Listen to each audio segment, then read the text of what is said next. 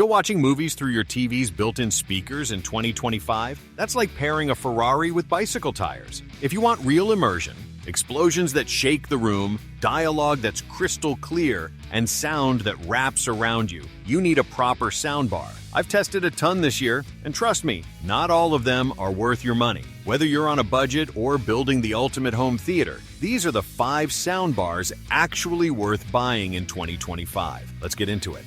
Let's kick things off with the best value soundbar of the year, and one of the most surprising. The Hisense AX5125H is a full 5.1.2 Dolby Atmos soundbar that somehow costs less than some Bluetooth speakers. But here's the kicker. It actually sounds great. You get a proper soundbar, a powerful subwoofer, and 2 real rear satellites, plus up-firing drivers for height effects. And those drivers aren't just for show. This setup plays back Dolby Atmos and DTS:X content with real spatial detail. Explosions move, dialogue stays centered, and that bass, it's got weight. You're not getting smart features like Apple AirPlay or room correction, and there's no Wi-Fi streaming. But the essentials are all here: HDMI, eARC, Bluetooth, optical, and a clean remote. I used this in a bedroom gaming setup and was blown away by how immersive it felt for the price. If you're on a tight budget and want real surround, not just virtual presets, this is the one.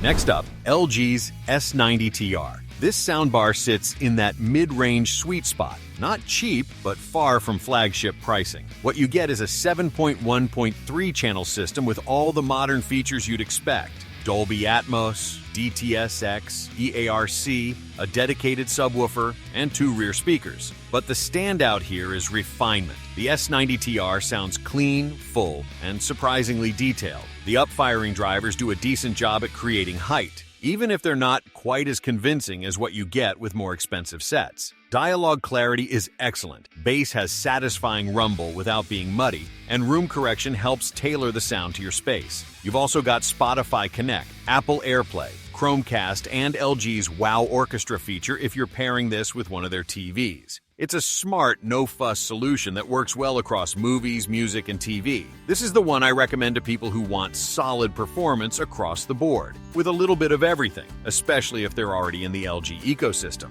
The Q930D is where Samsung starts to flex. This is a 9.1.4 channel system, and it's genuinely powerful. You get discrete rear speakers with up-firing drivers, a meaty subwoofer, and all the audio format support you'd expect. Dolby Atmos, DTS:X, Dolby Digital, even AAC over Bluetooth. But what really sets it apart is how immersive it feels. Thanks to the rear and side firing channels, this soundbar wraps you in a bubble of sound. The Q Symphony feature even lets you use your Samsung TV's built-in speakers with the soundbar for added presence. And yeah, it actually works. Now, it doesn't have HDMI 2.1 pass-through, so no 4K 120Hz pass-through for high-end gaming setups. But unless you're running a console directly through it, you won't notice. Room correction is here, along with a graphic EQ, presets, and Game Mode Pro. Honestly, this is the setup I'd recommend to most people who want the flagship Samsung audio experience without breaking the $1,400 barrier.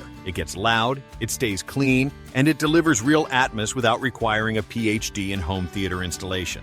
If you've got a big space, or just want a big sound, you need to check out the Nakamichi Shockwafe Ultra 9.2 eARC. This is a home theater in a box. 2 subwoofers, 4 satellites. A 9.2.4 channel layout that absolutely fills a room. This system doesn't rely on virtual surround. It delivers real audio separation with physical speakers, and it's one of the few systems that can compete with separate AV receiver setups. You get full support for Dolby Atmos and DTS:X, of course, and while there's no automatic room calibration, the spatial surround elevation presets let you tune the experience to your space pretty easily. It's wired in some places, yes, but that also means more stability and lower latency. This isn't the system for everyone. But if you've got the room or the patience to set it up right, the Nakamichi Shockwafe Ultra delivers pure audio muscle that no compact bar can match.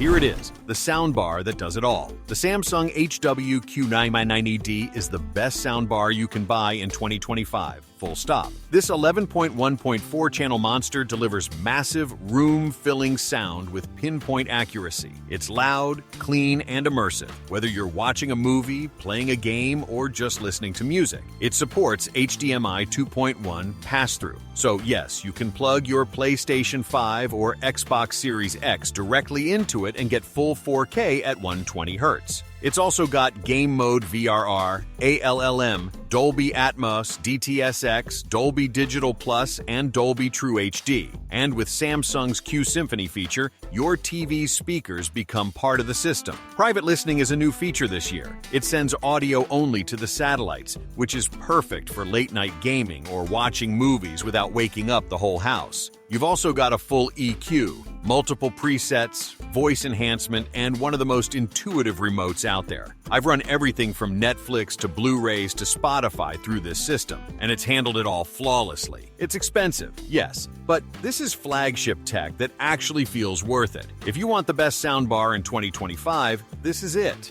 And that's a wrap. Those are the top 5 soundbars you should actually be looking at in 2025. Whether you're after compact power, budget performance, or full-blown home theater vibes, there's something here for you. So, what's going under your TV next? Going big with the Q990D, keeping it budget with Hisense, or maybe you've got a sleeper pick I missed. Drop it in the comments. I want to hear what you're rocking. If this helped you out, hit like, maybe subscribe, and I'll catch you in the next one. Sound smart, hear sharp, stay crispy.